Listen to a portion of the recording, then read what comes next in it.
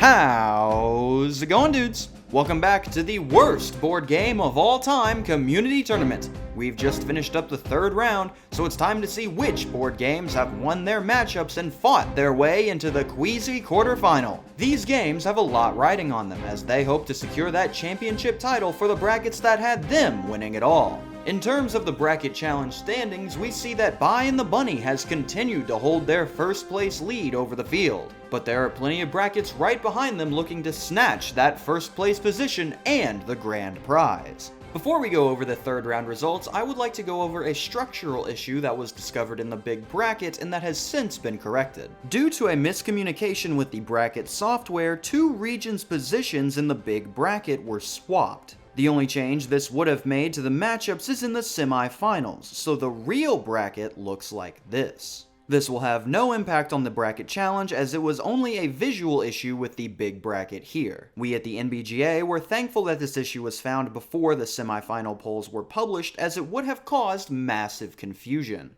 With that addressed, it's time to get started with the official declaration of the third round results. Once again, I am joined virtually by my color commentator, Joshua Jacobs. Glad to be here again, Cam. Can't wait to see how many of my predictions turned out wrong. Trust me, you won't be the only one. Let's head over now to the big bracket to take a look at the matchups and their winners. We'll start off as always in the Stink region, where our last match of this area will see the Campaign for North Africa, the Desert War, 1940-43, taking on Public Assistance. Each of these titles secured big wins to get here, with North Africa eliminating its rival war game in the #1 seeded War, and Public Assistance ending the magical Cinderella story of 15 Love. What we are left with is quite possibly the most brutal matchup of the entire tournament, with North Africa being seemingly unfazed while taking wins from tough opponent after tough opponent, and Public Assistance destroying every game it has gone up against so far. Unfortunately for our voters, this means it will most likely be very tough to choose which game they would like to move on, and with a large amount of brackets riding on these games as their champion, this clash of titans is sure to lead to glory for some and ruin for others. Ladies and gentlemen, allow me to welcome you to the best matchup of the tournament so far. Both of these titles were some of the first board games covered on this channel, and that's for a good reason. They are legendary! I mean, let's look at the welfare whack of Public Assistance. Making a game unbalanced on purpose is a creative decision, and it is a decision that you make to sacrifice the gameplay. Being in the working person's rut is an absolute slog, being filled with mostly negatives and locking you out of several catch-up mechanics that you use to try to hedge your losses. This was done on purpose for the sake of the theme, but if you're purposefully making your players not have fun, they won't want to come back. Compound that with how it handles the theming, blunt as a 2x4. Heinous space effects, Saturday night sections that encourage criminal activity, a jail system that only benefits the players inside, and a chance card collection that has both some of the funniest effects I've ever seen, and at the same time carrying one card so vile it would immediately ruin the night for all players. All across the board, this game is doing double time to make sure it can make it as far into the tournament as possible, and Public Assistance performances show that it is no slouch when it comes to this competition. At the same time, it is going up against an entirely different beast. This is not a board game. This is not a war game. This is the Campaign for North Africa, the Desert War, 1940-43. The game no one has ever finished, holding a 20-year playtime if you schedule meetings in advance. Oh, you'd like to learn how to play? Have fun reading through the 334 pages of rules in order to learn the mechanics. Finally got those down? Now learn your country-specific mechanics, like needing to upgrade the British Army's gas canisters because they were made of different materials at the time, causing the gas inside to evaporate faster. Or Lord have mercy on your soul if you decide to play as Italy. A game so complex it couldn't be playtested, a flight system so broken even the creator says it's garbage, a game so confounding that Richard Berg himself told his players they need to stop playing and get a life. This is no mere game. This is the Campaign for North Africa, the Desert War, 1940-43, and it's my pick to be the one to make it out of this region and advance to the semifinals. A spirited matchup starts off our quarterfinal round, but we still have 6 more games to meet that will be giving it their all to take home that championship crown. We meet our final 2 competitors from the Stank region when we come back.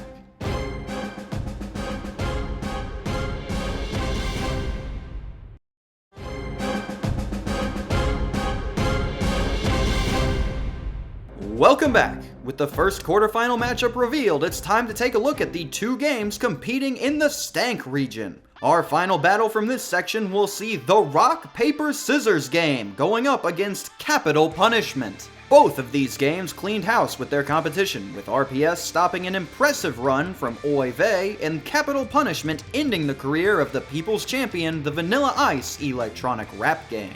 Now in the quarterfinals, each of these games will be looking to overcome their final challenge and break out of the region, with RPS riding its completely useless momentum that it used to carry it past some truly heinous titles, while Capital Punishment has used its dreadful theming to post convincing wins over some of our most fan-favorite competitors. While not as impactful as the last match, both of these games still have a lot riding on them in the bracket scene, so one wrong move from either title could spell disaster for their respective faithful.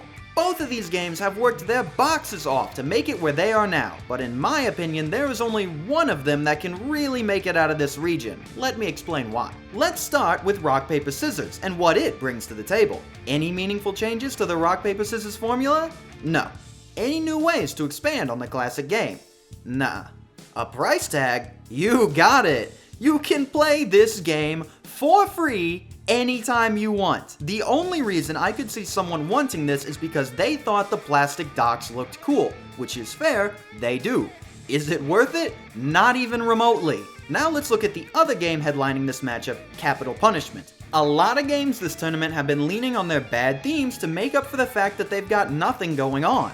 Capital Punishment is unique in this sense because it is using its bad theming to distract you from what it does have going on.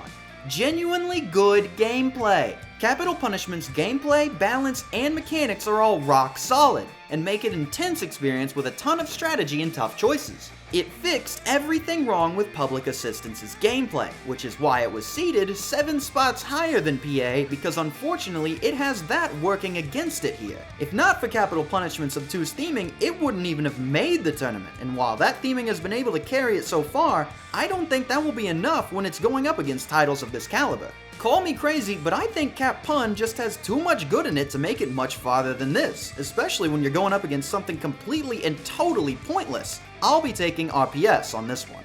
With our first two matchups revealed, Josh will run us through a quarterfinal matchup he would love to see take place. I know I just predicted the complete opposite outcome in both games, but we are facing a rare opportunity here to experience the first ever Hammerhead Enterprises Bowl. These absolute mad lads were the creators for both Public Assistance and Capital Punishment, and their creations are both battling it out now for a chance to meet each other in the shabby semis. I'm sure it would bring them great joy to see their boys in such a high pedigree position, so I'm excited to see whether or not these two can pull off the improbable and bring out the family matchup we're all dying to see. And with that, we've now seen one half of the games competing in the Queasy Quarterfinal, but we still have 4 more games that are ready to take a shot at making it to the shabby semis. We meet the 2 games from the Stunk region next, when we come back.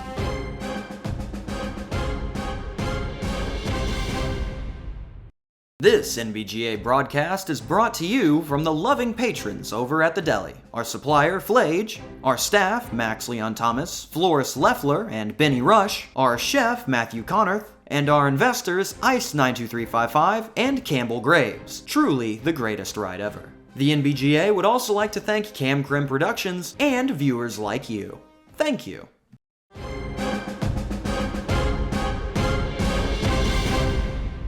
Welcome back! It's time now to look at the bottom half of our quarter-final game, starting off in the Stunk region. Our battle here will see What Do You Meme taking on Candyland. These two games have endured completely different storylines on their way here, with Candyland living up to its low seeding by clearing through its lesser opponents, while What Do You Meme has spent the tournament fighting through Titan after Titan and thoroughly destroying them along the way. This has led us to a tough quarterfinal matchup between two games thoroughly despised by the community, so they are going to have a tough choice ahead of them when picking their winner. Call me crazy, Cam, but I feel like people have been sleeping on Candyland this entire tournament. We've been seeing a massive amount of coverage for What Do You Meme and the crazy run that it's been having, but hardly anyone has been talking about Candyland. This might truly be the only game in the bracket where the players do not matter. As soon as you're done shuffling the cards, the winner of the game has been picked. The only thing you're doing is slowly revealing who it is. In fact, there's only one way to change who the winner is going to be, and that's when you run out of cards and have to reshuffle. That is the only gameplay aspect to this title. And Candyland has been playing in this tourney just like it functions in the game. It's not putting on any flashy performances, it's not keeping the audience on their toes, it's showing up, putting a win together, and moving on. And really, that's all it takes. But there's a reason the other game here has been stealing the show, because What Do You Meme has been putting together an all-time performance. None of our models predicted What Do You Meme advancing this far in this manner, with the only remotely close matchup it's faced so far coming in its last matchup against Speak Out. Otherwise, it's been massacring really bad titles in their own right, so at this point people are wondering if it can even be stopped.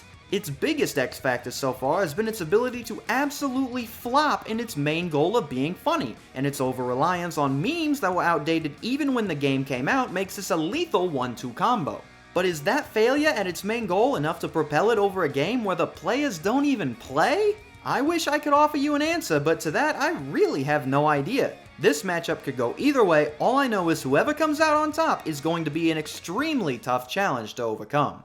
As we round out the Stunk region, we only have 2 games left making their quarter-final debut.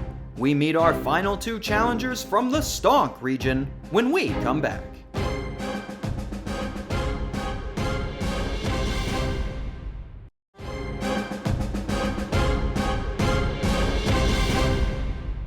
Welcome back! It's time to reveal our last 2 Queasy Quarterfinal competitors as we travel down to the Stonk region. The 2 games that will be competing for that last semi-final spot are Adultery and What Shall I Be, the exciting game of Career Girls. Each of these games took a convincing victory in our 3rd round to get here, with What Shall I Be earning its 3rd win in a row, scoring at least 70 points, and Adultery winning in the first match of the tournament where it has scored less than 90. It's clear who our bracket holders are thinking is going to be the one to reach the semifinals, but since both of these games have been very consistent throughout the tournament, our voters might end up coming to a different conclusion.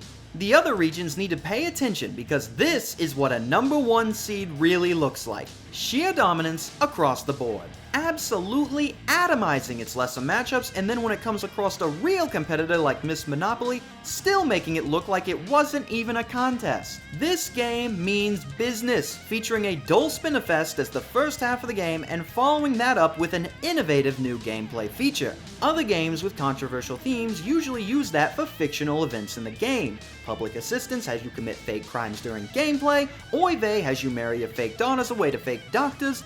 This title is different as the second half of the game focuses on committing real-world adultery in real life. This is an actual crime in 17 US states. This thing can get you arrested if you play rules as written. What? Getting off that topic, let's move down to the Career Girls, who have been no slouch in their conquest of the Stonk region. Big win after big win, and showing no signs of slowing down, the Career Girls have leaned fully into what it considers the prime employment opportunities for women. Consider what its brother game, the exciting career game for boys, offers its players in the employment field. Scientist, doctor, engineer, astronaut. Now what do the girls have to look forward to? Airline hostess, nurse, model, ballet dancer, the premier in career opportunities. My favorite part is how they couldn't think up a way a person would become a model, so they just have all the girls go to the totally real charm school. This combined with the absurdly dull gameplay means the only enjoyment players are gonna get out of this one is laughing at how obtuse it is, which is not at all what the game was going for. But will this immovable relic of the past be able to halt the unstoppable crime of the present? My guess is no, but I have been wrong many times before, so we'll have to wait and see the final results in order to find out. With our last 2 matchups revealed, let's have Josh run us through a semi-final matchup he would most like to see. I want to see the kids versus adults battle of the century, Candyland versus Adultery. Could you imagine the champion of keeping children busy versus the very finest of bored adults desperate for some action? This would be the single most confusing poll that I would be able to imagine on that community tab. And despite how different these two are in everything, if you walked into a room of adults and asked them to play either of these games, you'd get the same answer of, no, what? Nothing but entertainment coming from this matchup, which is why I'd like to see them move on. and that will round out the complete pool of the quarterfinal round. Before we finish up, let's take a look at the most devastating losses felt by our bracket holders. A tough loss from a pretty high seed, Speak Out was eliminated by What Do You Meme in this third round. It will be heading home and taking the 15 people that had it winning it all along with it, which was one more bracket than the number 1 seeded War, who also went home this round. A much more widespread loss, however, comes from Miss Monopoly, who was unable to make it past Adultery, leaving 35 brackets without a champion going into the quarterfinals. And while not represented much on the bracket side, we still hold a heavy heart in saying goodbye to 2 fan-favorite Cinderella stories, 15 Love and the Vanilla Ice electronic rap game. While they served up some fantastic upsets during their matches, their competition sliced them out when they were unable to add in more points to return to the lead. These titles went to the extreme and showed they were cool as ice under pressure, giving viewers a good mind-blowing with their performances. Their exits will be hard to swallow as we call a ninja rap to their stories and put them on ice. Ice, baby.